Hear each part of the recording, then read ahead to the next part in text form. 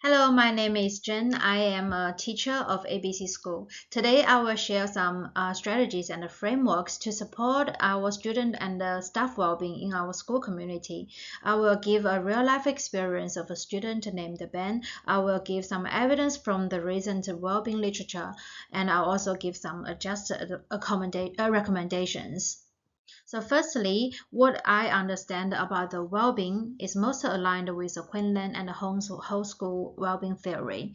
They see the whole school as a big system, and the well-being needs to be supported in every aspect of our school life. So well-being should be also both taught and caught. Additionally, schools need to think about all the different things that could affect well-being, not just for students, but also for our staffs. So the current issues in Australian schools are firstly mental health challenges. There are rising cases of anxiety and depression among students. One of the biggest challenges that schools are facing is the poor mental health of children. 1 in 7 students aged from 4 to 17 years old was found to have a mental disorder. So children with mental problems will fall behind their peers and with likely ongoing effects in their lives. Second thing is bullying.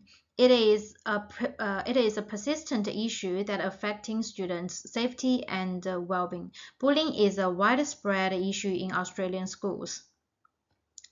By the end of year 8, only half of girls and less than half of boys report feeling very safe at school. Ben is obviously experiencing some bullying at school, and I will talk about that later. Another key issue is social isolation.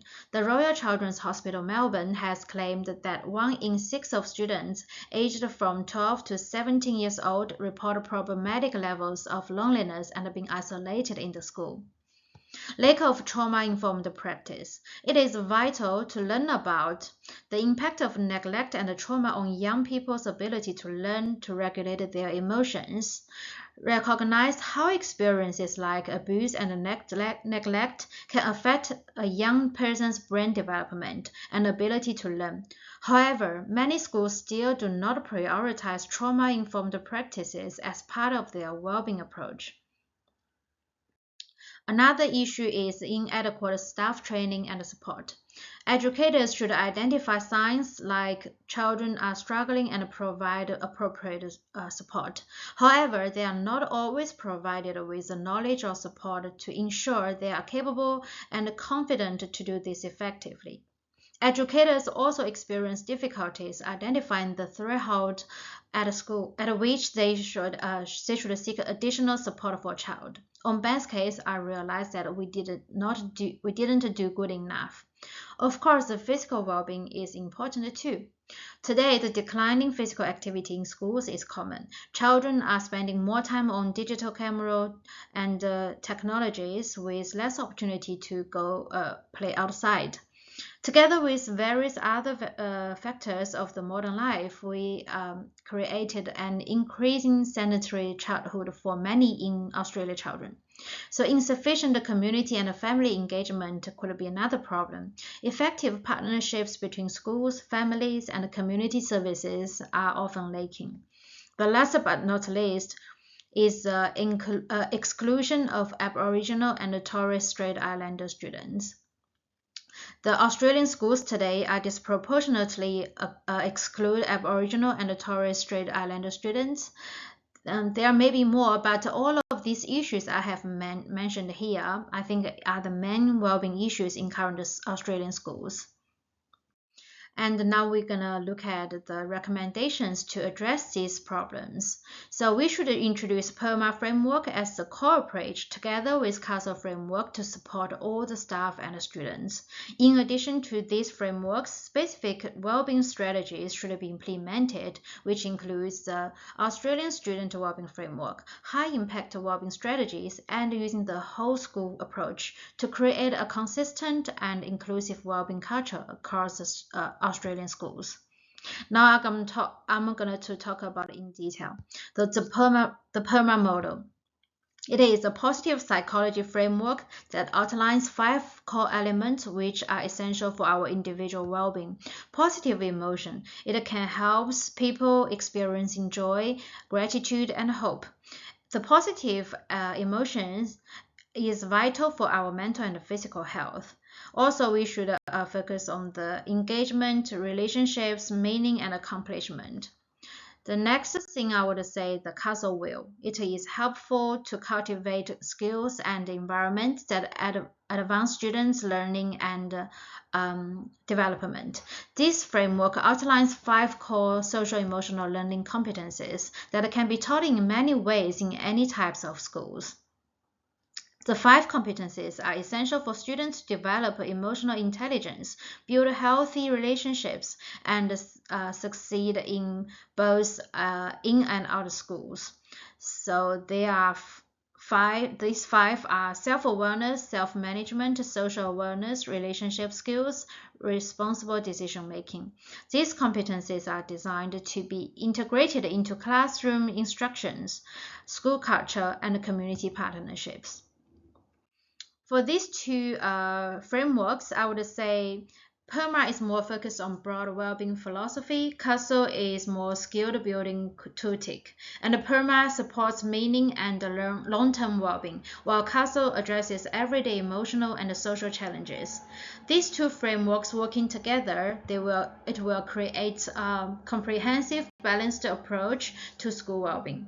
Under frameworks, there are some insightful strategies we should consider to apply in our school community. The first thing is ASWF, which is developed by the Australian Government Department of Education. And we found that the 5 key elements are important to guide to support our school communities to build a positive learning environment, leadership, inclusion, student voice, partnership, and support. And the second strategy I would say is whole child and whole school approach. Well-being should be embedded into every aspect of a school's operation. A successful school well-being strategy must go beyond isolated programs and address changes across enrollment processes, curriculum design, staff development, and so on. So the key elements of this strategy includes integrating well-being into everyday teaching and learning, prioritizing belonging, inclusion, and equity, strengthening partnerships with families, communities, and services, building staff capacity, adopting a long-term systems-informed perspectives. Ultimately, a whole school well-being strategy requires schools to shift from a narrow academic focus to a more balanced model that values learning, health, and well-being equally. So for the high impact well-being strategies, it is a set of 7 evidence-based practices developed in collaboration with Monash University to enhance students' well-being within Victorian schools. They are building relationships with students, fostering positive peer relationships, establishing and maintaining clear classroom expectations, supporting inclusion and belongings. Fostering student self-efficacy, engaging students in learning, promoting coping strategies, and facilitating referrals. Integrating these strategies into daily practices not only enhances students' well-being but also contributes to a positive and productive school well-being environment. So these 3 strategies, I would say, are complementary. ASWF sets the vision, the whole school model drives systemic change, and HIWS empowers educators to implement well-being in classrooms. Together, these strategies and frameworks will build a positive, inclusive, and healthy learning environment. The justified recommendations, I would say, the PERMA framework as a core model supported by the CASTLE framework, because PERMA focuses on the strengths-based positive psychology approach that enhances engagement, meaning, and emotional resilience, while Castle complements this by developing students' practical social emotional skills such as self-awareness and relationship building. To implement these frameworks effectively, I think we should combine with some strategies. The ASWF provides a policy-level foundation for a safe and inclusive environment. The whole school approach promotes systematic well-being integration across all school operations, ensure cultural and relational changes. High-impact well-being strategy equips teachers with practical, evidence-based tools for class-level support. Together, all these frameworks and strategies will provide us with an inclusive and sustainable environment addressing the well-being issues in our schools. Now let's look at the case about Ben. Ben is an 8-year-old boy with high-functioning autism. He lives with his father, and his mother passed away recently. He is a gentle and a smart boy, and he has a high interest about the plants and the nature. He has limited verbal and social skills, and he only has one close friend. He becomes easily anxious and struggles with emotional regulations after his mother's death. Recently, he has been involved in a violent playground incident. He hit a peer who needed medical care. He claims that he was being bullied by an older student called Tom. A complaint letter was filed by the victim's mother, who is also the school's PCA president. So the well-being issues here, I would say, is persistent bullying. Ben is repeatedly targeted by an older student, Tom, who is a few years older than him. He taunts, follows, and mocks Ben. Ben's teacher suspects peer bullying, but admits to limited visibility and uncertainty about how to respond. The school's response has been minimal, and the behavior continues despite until Ben's father raised it. The unresolved grief and trauma from his mother's death. He also faced some social isolation and exclusion problem because Ben only has one friend and is perceived as different by peers. The teacher also acknowledges that having an aide with him in class may further isolate him and highlight his differences. Ben's drawing in the picture also indicates his inner anxiety, feelings of powerlessness, or a need for expressing the conflict visually. This is often a form of emotional processing for children on the spectrum. Ben also has emotional dysregulation and stress. He has difficulty in expressing and understanding feelings. From the school context, we can see there is an inadequate intervention in bullying incidents, lack of trauma-informed, inclusive approaches, support staff in unintentionally increasing stigma.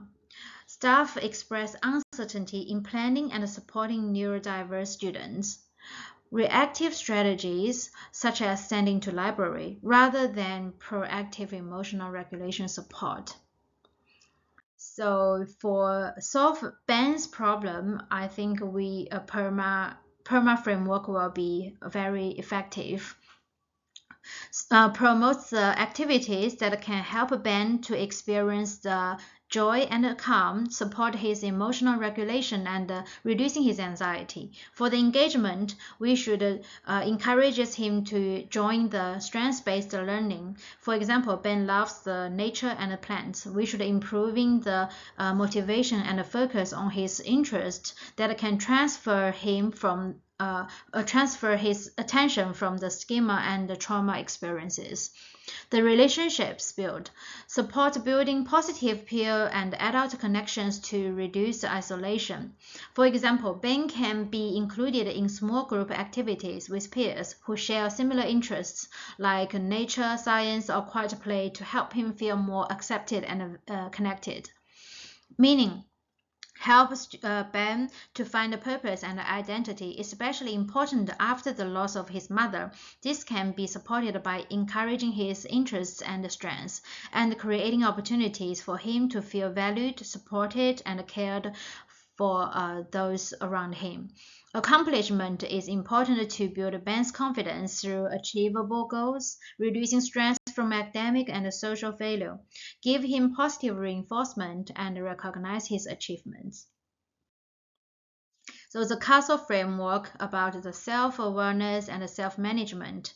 This can support Ben in recognizing his emotions and developing healthy coping strategies. This should be a collaborative effort between the school and his father, ensuring the consistent support across the home and school environment. Social awareness and the relationship skills will help Ben to navigate social situations and respond appropriately to the peers like Tom. Responsible decision making guides Ben in conflict resolution and safer emotional expression. To support Ben's well-being, a combination of the strategies should be applied.